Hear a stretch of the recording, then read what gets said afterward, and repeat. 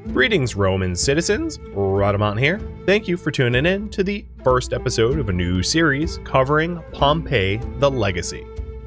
If you would like to skip the game's overview, please use YouTube chapters.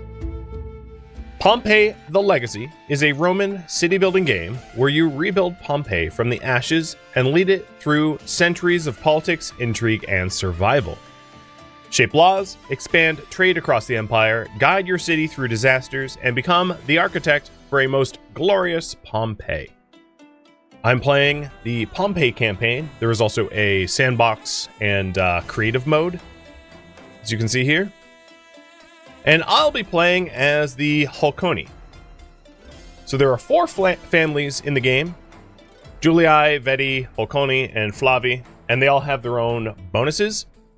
It's also worth noting at this point that this is an early access title, so not all the features are in. Like a lot of the combat and stuff does not exist. But we'll be starting as the Holconii family. Flag shape. Let's do a square. That is sort of the royal purplish, you know, for both Twitch and... Ooh, shiny. I like it. If we're traders, I'll give it like a maritime sort of wave theme. And then that is an emblem. And then our statue model, let's do a wolf for Romulus and Remus, I guess. And I'll make it nice and shiny as well.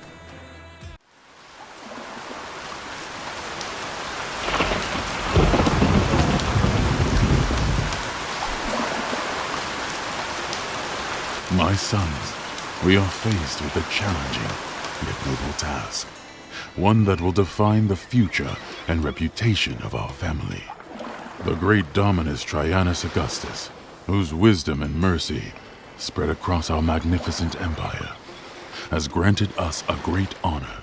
As the father of our family, I have been selected to manage a grand project, the restoration of our beloved city of Pompeii, which lies under the slopes of the majestic Vesuvius. I will lay the foundations and initiate the construction of the city, but it falls upon you, my sons, to complete my work. This is not merely about rebuilding stone walls and marble columns.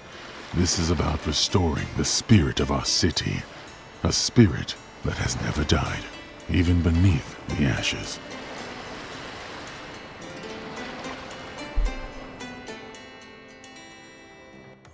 Choose a location for your servants to build the city hall. So the map for this game is not procedurally generated. It is static. Up in the north, as you can see, you've got the ruins of Pompeii, the active ruins of the old city, as well as quite literally the volcano. And it suggests, as you can see in the top left, choose a location for your city hall, build it south near the coast to avoid the dangers of Vesuvius. Right? We don't want to get smoked out and murdered by the volcano again, so let's build it here. To the governor of Pompeii, in these challenging times, I entrust you with the most noble of all tasks. As my personal legate, you are sent to restore the greatness and splendor of our beloved city of Pompeii, which lies in ashes and awaits rebirth from the ruins of its former glory. The fate of Pompeii rests in your hands, and I hope that with your skill and courage, you will successfully lead this mission. By your side will be my loyal subject, Publius Attianus, a man of great fidelity and capability. His experience and knowledge will be of invaluable assistance in this grand endeavor. Trust in him, as I trust in you. To ease the beginning of this journey, I am sending you resources, which you will find essential in the initial days of rebuilding. Use them wisely. Imperator Traianus Augustus. To attract workers to the city, we need to have empty houses. We also need shelters for the city's slaves. Plebeians, along with slaves, will arrive by land and sea. Our first mission is to order the construction of 2 shelters for the slaves and 2 insulas for the plebeians. So I am going to make a decent effort in trying to lay out an attractive city, and one that kind of like makes sense. Meaning that the slaves will live closer to dirty industries, and the plebeians and eventually the higher classes will live in nicer quarters, because eventually you get patricians and then even members of the Roman Senate. So the first goal is to build shelters and insulas. Shelters for slaves and insulas for plebeians. All right, in terms of the map layout, we have got some mountains to the west and south. We've got a river that runs northeast, and then it's fed by a much larger mountain to the north. And I think what I'm going to do is to have the shelters that I build go up north. Now, the game hasn't yet asked me to make dirt roads or anything like that, but I think I'm going to make some dirt roads only because it's going to be easier to lay out like thoroughfares. And for the main thoroughfare of this city, I'm actually, not that it's necessary, but I'm going to have it be a 2-wide road. Just as a preference to make it seem more prominent, if you will. All right. Up in the north, we'll drop some slave shelters. And what I will say is placing everything apart from one another comes at its own disadvantages, because there's a lot of buildings which have a sphere of influence effect, like water supply or health buildings or architectural buildings. So although I want the districts to be separated, I don't want to separate them so much that the buildings can't fall under the same sphere of influence with one another. Meaning I want them apart, but not like opposite ends of the map. I'm going to unpause the game and actually make it a little bit louder. I always find myself constantly tinkering with volume sliders. I don't want to compete with music, but I also want to hear the game. So you start off with 10 slaves and 5 plebeians. And each different type of workplace will hire like one or the other, or even patricians later on. Wood is pretty straightforward. It's everywhere and you can plant trees. And then initially you will get a lot of stone from breaking down old ruins. And then eventually you can build like quarries and the like. But your starting resources are up here in the top right. And not all the resources are shown. So if you click on it, you can see the other resources that are hidden. There's a lot of different resources. But these are the most relevant ones for us early game: wood, lumber, stone. Because that's what the basic buildings are going to be made out of. So these buildings themselves require some lumber and stone for the slaves, as well as a little denarii, currency, money. And then the insulas are, of course, a fair bit more expensive. You'll see the slaves coming with resources. So here they are with stone and lumber, coming to deliver to the buildings. And then in the case of this right house here, they'll need to cut down the tree, which generates its own wood as well.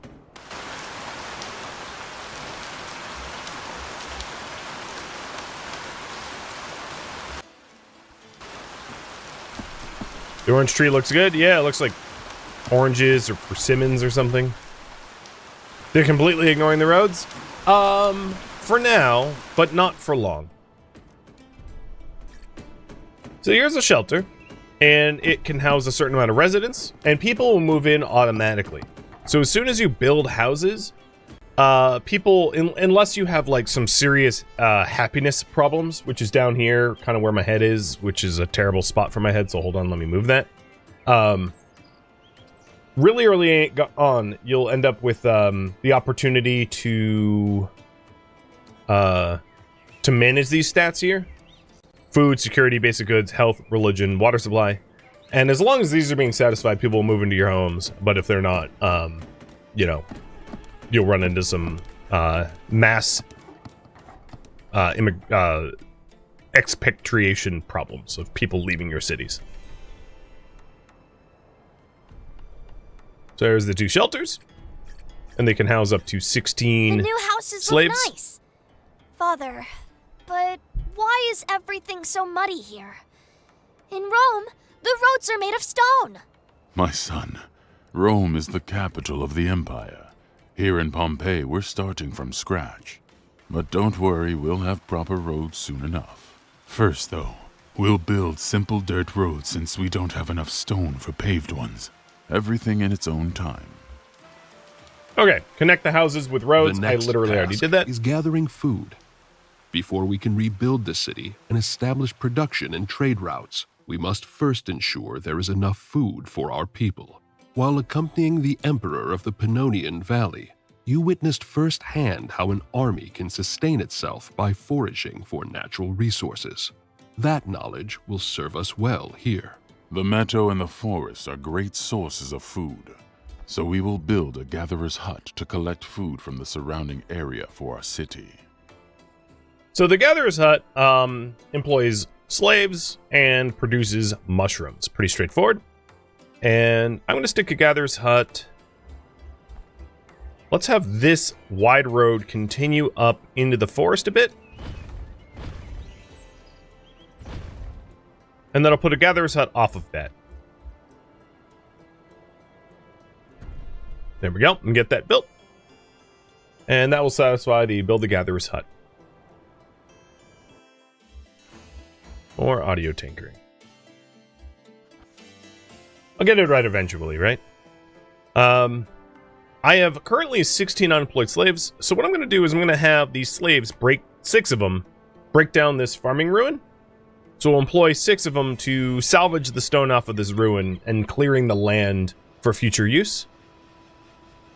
So now I have 10 free slaves, and I don't necessarily want to employ every single slave, because slaves that are not currently employed at doing some specific task are haulers and builders.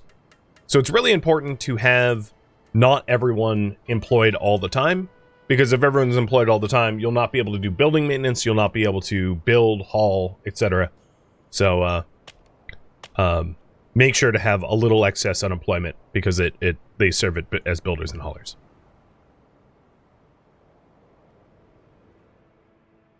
So around me there is temple ruins. This one doesn't have, it's a bit too far to salvage. Basically the red text there saying it's inefficient, so don't do it. But we have this temple ruin, 140 stone, this one for 90, the one we're currently doing 75, one off to the left, which is just surface stone. So there's a lot of sources of stone around us, and we'll be able to use them and put off when we make our first quarry. And as soon as they're done gathering the stone, as you can see, it's gathering up into haulable chunks. Eventually, they haul those chunks to storage. But it will be nice to have the open land for city development. Now, if you really wanted a lot of stone, not that I would suggest doing this, you could always build a depot up north and, like, salvage the giant ruins that are, you know, in the foothills of Vesuvius, but it's really unnecessary, as the game offers up quarry technology pretty early on.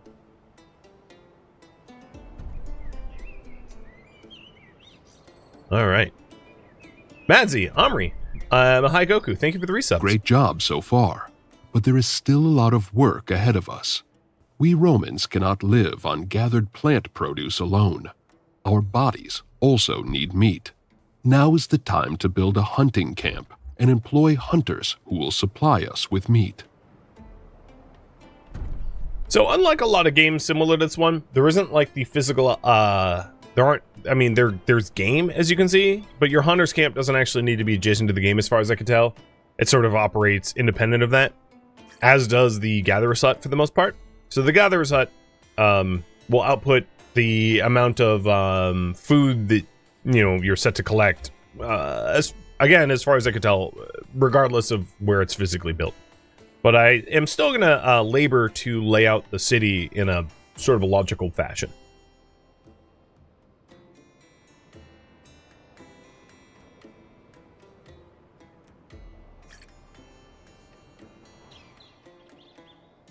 The city hall that we start with has a storage capacity of 2,500.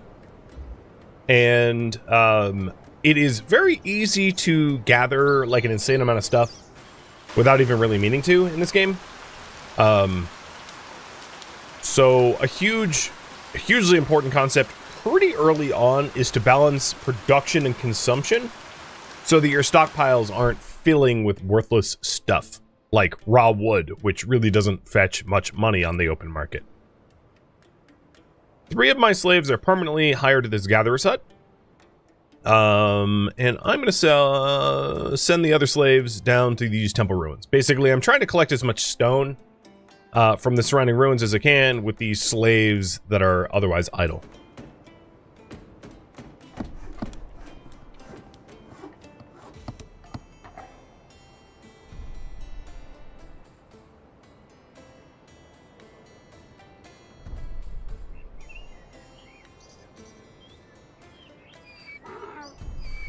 Right, Our supply of construction lumber is nearly depleted. It's time to establish a production chain that will provide us with enough lumber to continue building the city without interruption.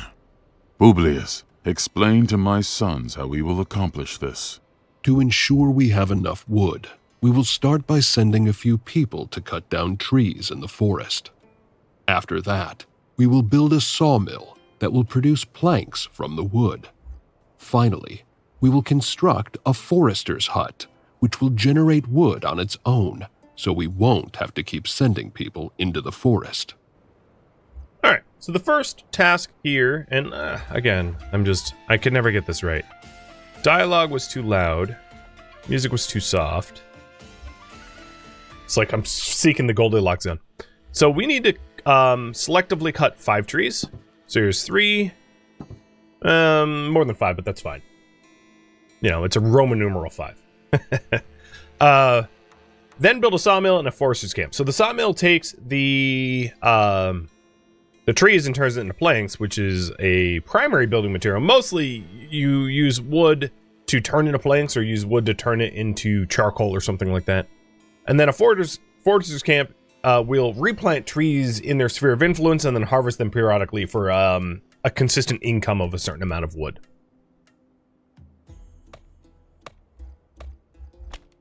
It's worth noting at this point that there's a lot of adjacency bonuses. So I'm going to jump a little bit ahead of the tutorial so that I can do some like city planning. So if we take a look at, let's say, the sharp saw here, increases the number of lumber produced by 10%. And then lumber chain. When a forestry and sawmill are built next to each other, the lumber production increases by 10%. The reason I want to mention this is when you're laying out industries, there is a lot of, I mean, this tech tree is massive, and it's not even the only tech tree, because there's also the society tree that gets unlocked later on. But my greater point is there is a lot of adjacency bonuses that could be capitalized if you know these research technologies in advance. So in this case, very obviously, we're going to want a sawmill very close to a forester because there's a bonus. I also don't... you will likely also require a lot more sawmills than foresters, so keep that in mind as well. So when planning out the sawmill, it is probably more important to plan where the forester's camp is going to go instead. And the reason for this is the forester's camp will regrow trees around them. So you're going to want it somewhere in the open that is not likely to become built up, right? So what I'm going to do is I'm going to run a road from here, west 30, and build the sawmill, or the forester's camp, at the end of that road, and build a sawmill adjacent to it, like that. And that way, once I have the technology researched for the adjacency bonuses, they will benefit. I'm also going to get ahead of the tutorial once again and build a depot. A depot is a warehouse. Build a depot right across the street from both. And that way, once they're done milling the wood, they can store it much, much quicker. Some industries require inputs. A lot of industries require wood as inputs. So the hunting camp requires lumber as input. I guess sort of like you're using arrows or something. The gatherer set doesn't require an input, but even things like farms require lumber inputs. Lumber is a very typical input to keep industries running. You can think of it as like maintenance or wear and tear or raw materials or something like that. So just keep that in mind as you progress.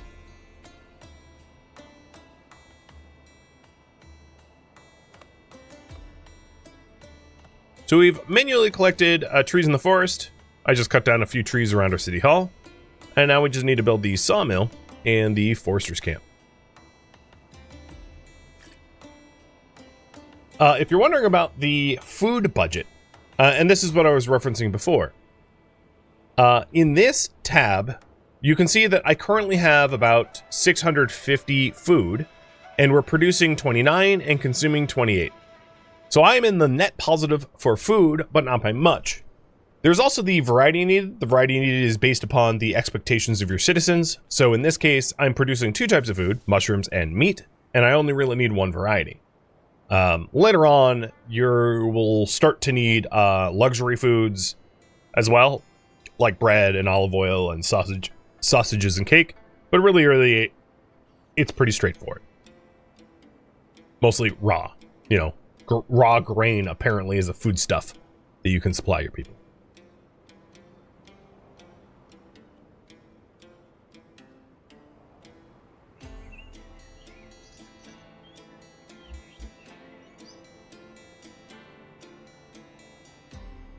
All right, a lot of the slaves are currently free.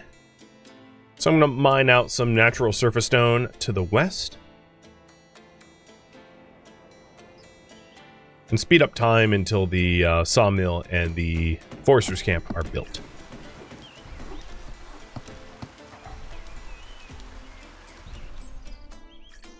So here's the depot. The depot has a storage capacity of 1,500.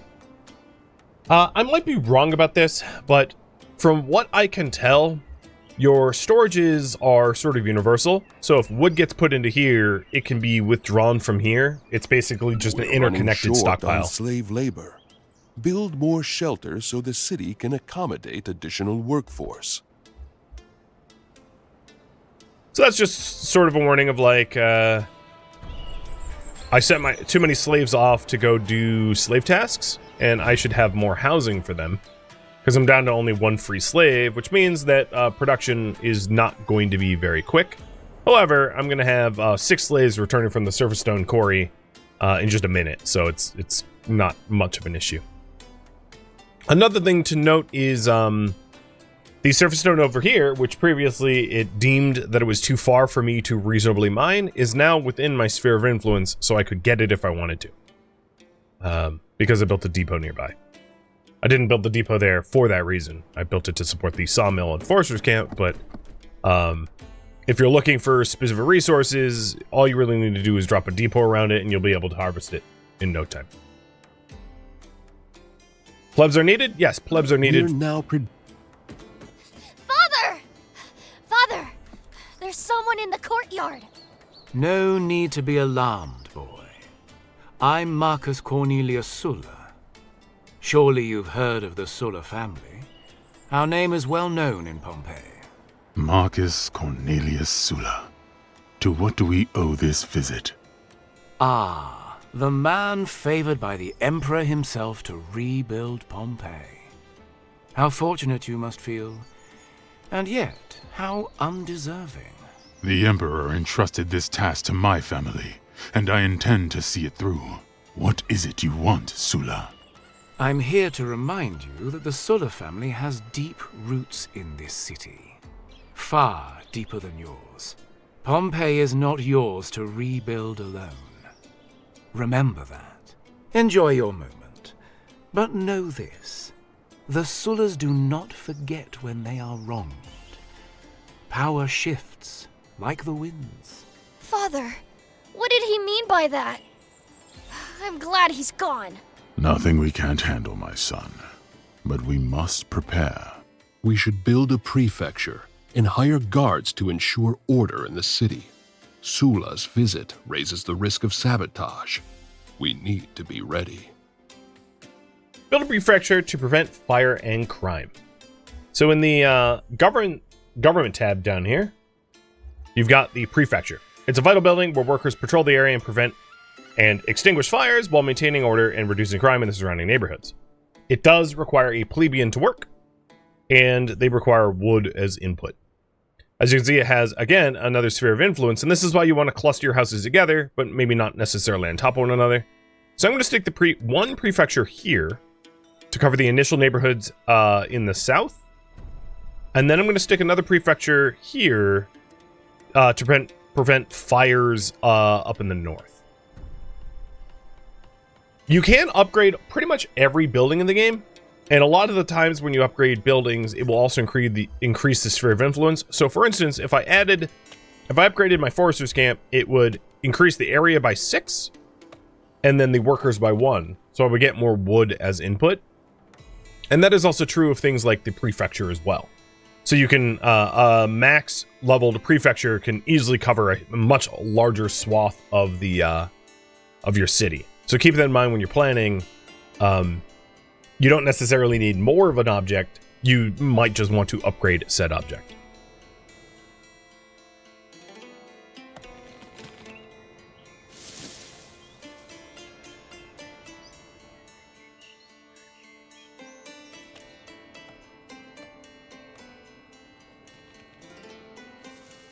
Reading all the jokes in chat. Something that I think a lot of people didn't realize is the people who were living in Pompeii largely evacuated. There were people, of course, that didn't make it out or chose not to leave, but it wasn't like all the citizens had died in Pompeii. A significantly high percentage of them actually managed to get out. We're running short on slave labor.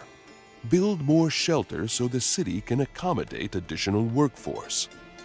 So, I'm not going to build more slave labor just yet because I'm just using it to harvest, like, surface stone and the like. So it's not like I'm actually low on slave labor. It's just I'm temporarily managing a project. I miss Mother and Sister. The house feels so empty without them. I know, my son. I miss them too. But they will join us once we have built a strong and safe home here. For now, remember you are a Roman. Even as a child, you carry the strength of our people. Hardships only make us stronger. Governor, I've prepared a report on the state of the city. You may review it together with your son. It will keep his mind occupied and teach him something valuable. So I just upgraded the prefecture's first tier. It can go up again if I wanted to, but as you can see, even the first tier significantly covers a lot more land. And here is the next tier. So now this prefecture is covering pretty much everything down here, and this one's just covering the industries. Fires aren't that common, with that said. So check the current state of the city in the government panel. So it's up here, the gov. And we have got research, stocks, work, govern, family, family traits, building, and army. We're consuming more food than we're producing. Consider upgrading workforce expansion at the hunting camp to increase the number of workers and boost meat production. All right. Upgrade the number, upgrade the hunting camp. So this is going to be 15 lumber, which we have, and 120 denarii. No problem. The city is growing steadily, but will soon need far more stone to continue building. Our current supplies won't last much longer. Without enough stone, progress will slow to a crawl. What do you suggest? We need to identify the best locations for quarries. I recommend we research more advanced techniques and tools. It will take time, but it's essential if we want to extract stone efficiently and ensure the city's continued growth. We currently have a shortage of slaves without assigned tasks. To address this, I recommend building a shelter to accommodate new arrivals. This will ensure we have the workforce needed to sustain and expand the city. From now on, I won't remind you of such shortages directly. Instead, you'll be able to monitor this through the city's management interface. So let's quickly go over the interface. It wants me to research quarry, which takes 6 days and costs 20 denarii. Easy peasy. Eventually, the societal tab will open up once I get a trade port. Stocks. So, this becomes a lot more relevant later on when we're doing active trade for trade target quantity and limits. But essentially, this is the things that you can have in your stocks and the average market price, but these will vary from city to city when you trade. Work.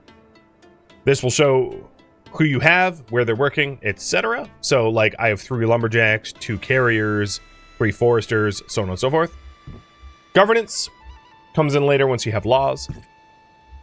This is your family tree. It is a little weird because normally family trees go top down. This goes left right. So Maximus and Octavia with their sons, Marcus, Claudius, and Flavia. And eventually, when the game progresses, your family tree will then, well, that's actually this way on the reflected camera, will go on. So it's an interesting game in that you change rulers over time, because Maximus is already 55 years old. As you can imagine, he's not around forever. Family traits. So this is sort of like your family history and the bonuses that you have, etc., etc., the buildings that you've built, and the level of upgrades that you've provided. So, for instance, the prefecture I've upgraded to tier 2, and then this one to tier 1, and how many people it employs, and then army is not integrated into the game just yet.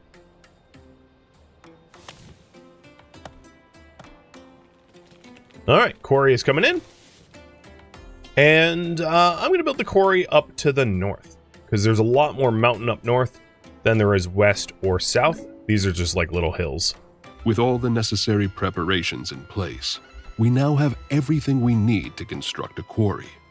It's time to build one and secure a steady supply of stone for the city's continued growth and development. All right, I'm going to continue the double dirt road up north. There we go. And then stick a quarry on one Quarries side must of be it. built against the edge of a mountain. Make sure part of the building is placed on the rocky slope. Additionally, I think it's probably a good idea to put a depot here as well. And the stone is the only thing you can quarry up. You can also quarry up marble and iron. So going north, I was planning on quarrying up marble and iron from the same mountain as well. Whereas if I went west, there might be enough space for like 2 quarries here, but certainly not 3, and same with the south.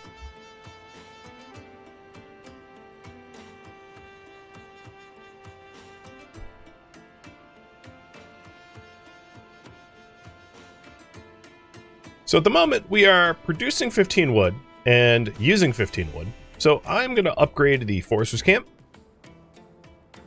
You want like a little bit overhead, so you can build up a bit of, an oversupply, but not so much that you fill your stock rooms with useless, unproduced goods. And then I'm also using... I don't need to do that for the lumber mill. For stone, I don't have any current industries using it actively, so I don't need to worry about that either.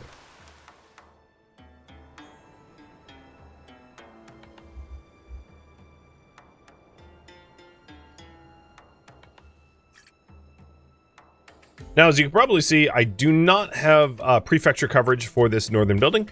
What I can do in this case is maybe instead build a prefecture here and upgrade the new prefecture to cover the quarry and also these industries, and to get rid of the old prefecture.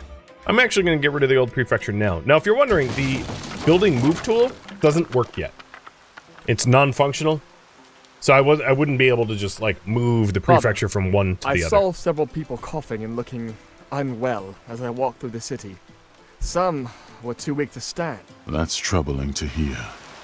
It could be the beginning of an illness, spreading through the city. It's likely a contamination issue. The lack of clean water could be the cause. Diseases often spread when people rely on polluted sources.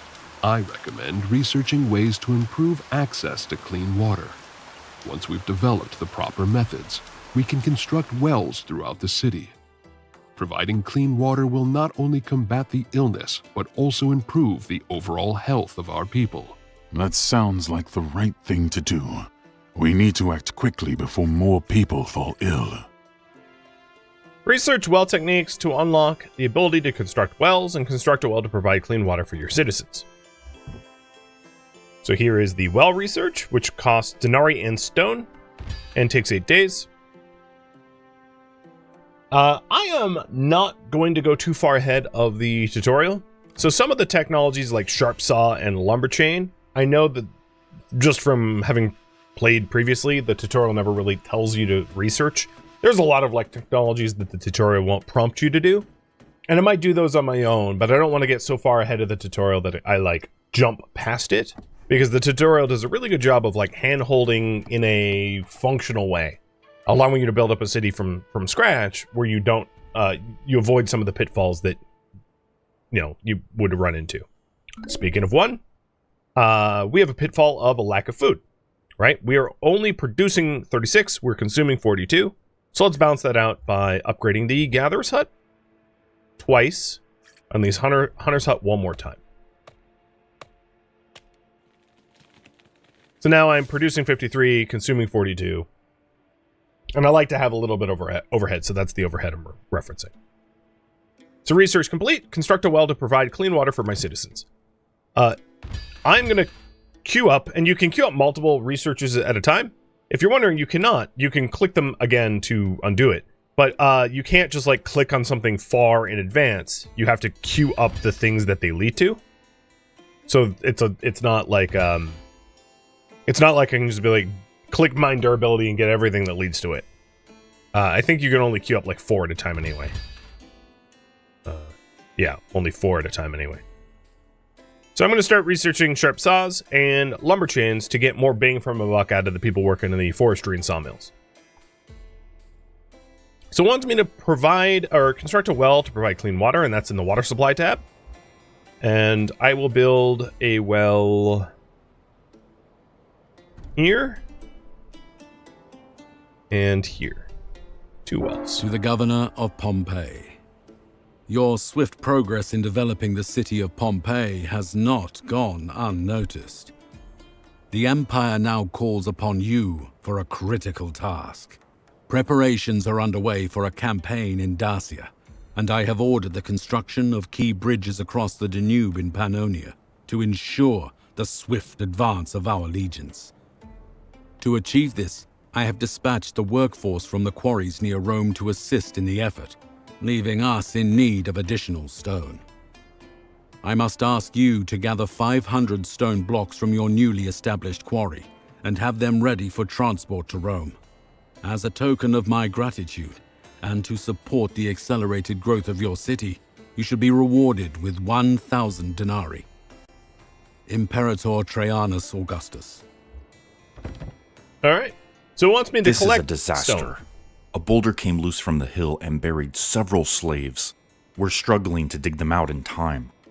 This could have been avoided with better oversight.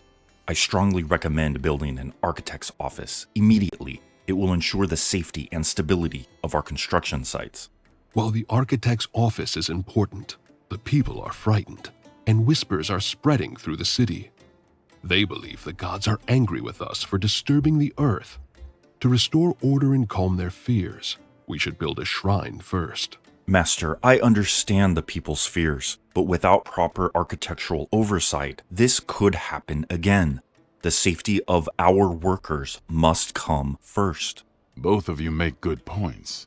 However, the people's faith is fragile, and fear is a dangerous thing in a city. For now, I'll build a shrine. Let's give them a sign that the gods are with us. The Shrine of Fortuna could calm their uncertainty, but rest assured, the architect's office will not be forgotten. The stone blocks have been gathered as ordered, Governor. The Emperor will be pleased, and our contribution will aid Rome's great endeavors. Indeed, the Emperor recognizes diligence and service to Rome. He sends his gratitude, Governor. And as a token of his appreciation, grants you an additional 1,000 denarii. I like free money. Thank you for tuning in to Pompeii the Legacy, which originally streamed live on Twitch. If you have any feedback or questions for me, let me know in the comments below. If you would like to catch a live stream of mine, Rhadamant.com has my stream schedule and countdown timers to upcoming streams. If you'd like to join my online gaming community on Discord, Rhadamant.com has a link to it, as does the description of this video. Thank you so very much for watching. Special thank you to my Twitch subscribers, Patreon patrons, and viewers like you that support the channel and made it all the way to the credits.